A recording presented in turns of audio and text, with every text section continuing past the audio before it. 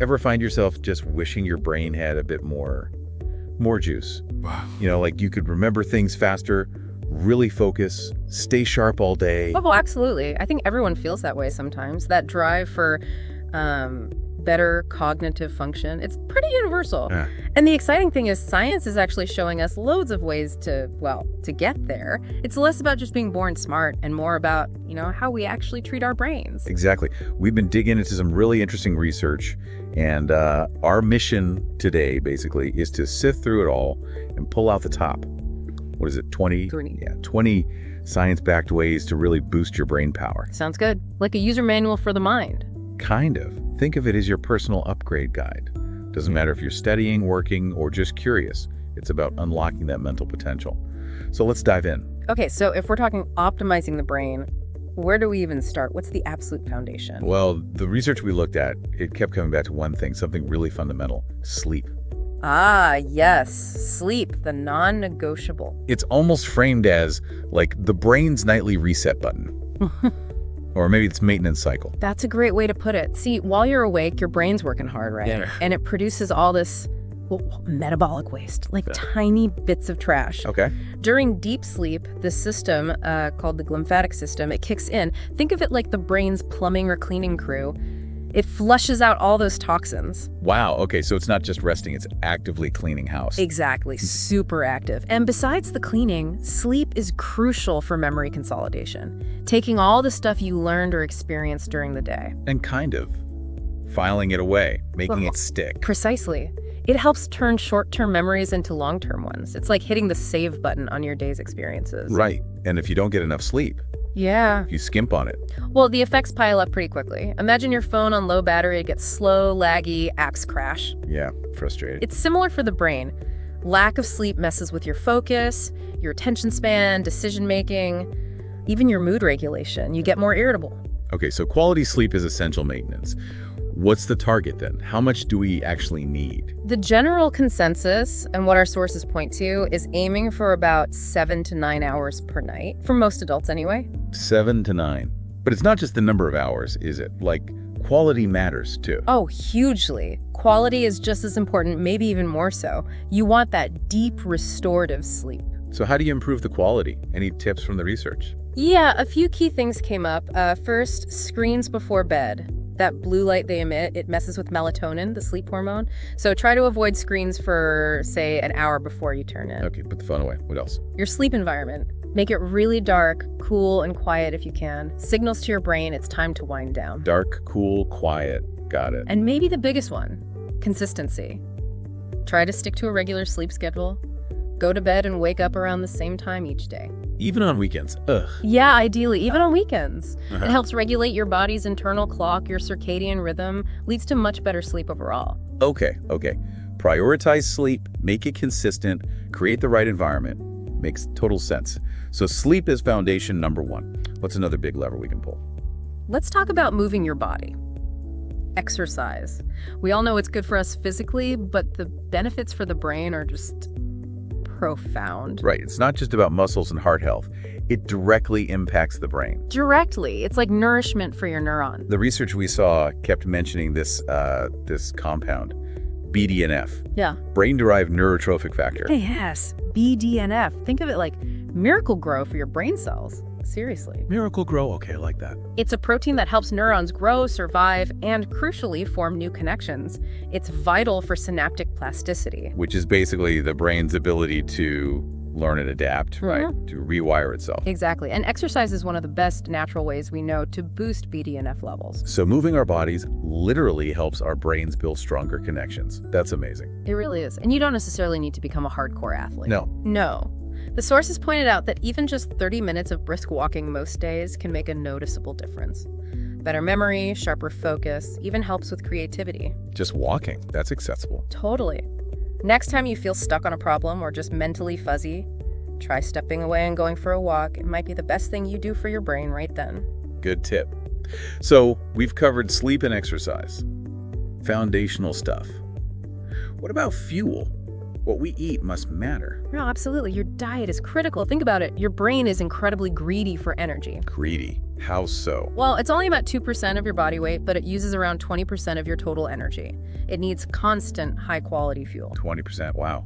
Okay, so what kind of fuel are we talking about? What are the key nutrients?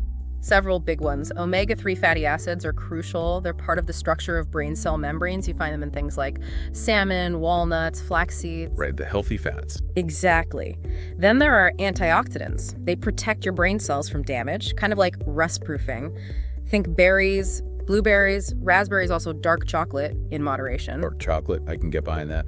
And complex carbohydrates are important too. From whole grains, vegetables, they provide a steady supply of glucose, the brain's main fuel, without the spikes and crashes you get from sugar. Okay. So avoid the sugary stuff then. Processed food. Definitely limit them. That processed sugar leads to energy slumps, that feeling of brain fog. It's just not good fuel. Makes sense. Steady energy is better. And one more thing on fuel hydration. Can't forget water. Right. How much water is the brain? Gets over 70% water, so even being mildly dehydrated can really impair your thinking, your focus, your memory. Wow. Okay, so keep the water bottle handy, eat the good fats, colorful fruits and veg, whole grains, stay hydrated. Got it. Fuel sorted. Now, what about actively using our brains?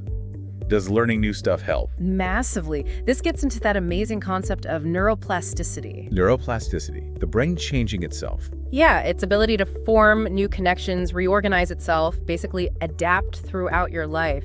When you learn something new, you're actively building those new pathways. Like forging new trails in your mind. Exactly. One source used the analogy of weightlifting for the brain. Challenging it with new skills or information makes it stronger, more flexible. Okay, cool. But does it have to be like learning calculus or a new language, or can it be simpler things? Oh, it can absolutely be simpler. Pick up a new hobby, learn a few chords on a guitar, try a new recipe, even just try brushing your teeth with your non-dominant hand. Right, just using the other hand. Yeah. Anything that forces your brain out of its usual routines makes it work in a slightly different way that stimulates neuroplasticity. Small challenges add up. That's encouraging. Little things can make a difference. Okay, so challenge the brain. Now, what about calming it down? We live in this world of constant information overload. Does mindfulness or meditation fit in? It's incredibly relevant because of that overload. Our attention gets so fragmented, pulled in a million directions. Tell me about it. Mindfulness and meditation are tools to, well, train your attention, to calm the mental chaos and improve your focus. And the research shows it actually works. Yeah, definitely. Even short periods, like 10 minutes of mindfulness practice daily, have been linked to better focus, less anxiety. Wow. And even physical changes in the brain, like increased gray matter in areas related to learning and memory. So it's not just woo-woo stuff, it actually changes the brain structure. Seems so. And it doesn't have to be complicated. For anyone feeling intimidated, it's really just about sitting quietly, maybe closing your eyes and paying attention to your breath. And when your mind wanders off, which it will, you just gently bring it back without judging yourself. That's the practice. Each time you bring it back, you're strengthening that focus muscle. It gets easier over time. Okay, a mental workout in stillness. I like that. So calm the mind. What about connecting with other minds? Social interaction, does that help our brains? Absolutely. We're fundamentally social creatures. Engaging with other people is actually a really complex cognitive workout. How so? Think about having a conversation. You have to listen, process language, read nonverbal cues, access memories, understand different viewpoints, formulate responses. It's a lot. I never thought of chatting with friends as brain training, but it makes sense. It really does. Meaningful conversations, debates, even just sharing stories, they all stimulate different parts of your brain. So staying connected isn't just good for our emotional well-being, it keeps our minds sharp too. Exactly. Social isolation can actually be detrimental to cognitive health. So, call a friend, join a club, volunteer. It's good for your brain. Good advice. Connect with others. Okay, what about something more solitary like reading? Is that just leisure, or is it doing something for the brain too? Oh, it's definitely doing something. Reading is far from passive. Your brain is working really hard. How? Well, you're decoding symbols letters, turning them into words, understanding grammar, building mental pictures of scenes and characters, tracking plot lines, maybe even feeling empathy. Whoa, yeah. That's a lot going on behind the scenes. It is, and regular reading has been shown to increase vocabulary, enhance empathy, and strengthen memory circuits. Doesn't matter what you read. Variety is good, just like mixing up your physical exercise. Reading different genres, fiction, history, science, whatever, challenges your brain in different ways, keeps it flexible. So pick up a book, any book, really. and it's a mental workout. Cool. What about actual brain games? Crosswords, Sudoku, apps. Do they work? They can be beneficial, yeah. Especially if you do them consistently. Things like crosswords, Sudoku, chess, puzzles. They definitely engage specific cognitive skills like logic, reasoning, memory recall. And those apps, like Lumosity or Elevate. They can be okay. They can be motivating for some people, but think of them as supplementary, like one tool in the toolbox, not the whole solution. So don't rely just on the apps. Right. Variety is still key. Mix in reading, learning new things, socializing. Use the games and apps a few times a week for fun, for a bit of targeted practice, but don't obsess over scores. Got it. Part of the mix, not the magic bullet. Now, something counterintuitive maybe. Multitasking. We all think we're good at it, but the research says... Cut it out. Seriously, our brains aren't actually designed to multitask effectively. Really? But it feels like we're doing more. What you're actually doing is switching your attention back and forth very quickly between tasks. And every time you switch, there's a cost. The cost, like... You lose focus, it takes time to re-engage with the task, you make more errors, and it actually uses more mental energy. It's less efficient, not more. Huh. So trying to text while watching TV while half listening to this, probably not ideal. Probably not. A much better approach is single tasking. Focus fully on one thing. Just one thing at a time. Yeah. There's a technique mentioned in the sources, the Pomodoro technique. Oh yeah, I've heard of that. Like 25 minutes on, short break. Exactly. Work focus for 25 minutes, then take a 5-minute break. Repeat. It helps maintain concentration without burning out. Better productivity, less mental fatigue. Okay, ditch the multitasking, embrace the single tasking. Makes sense. Now, shifting gears a bit. Our mindset.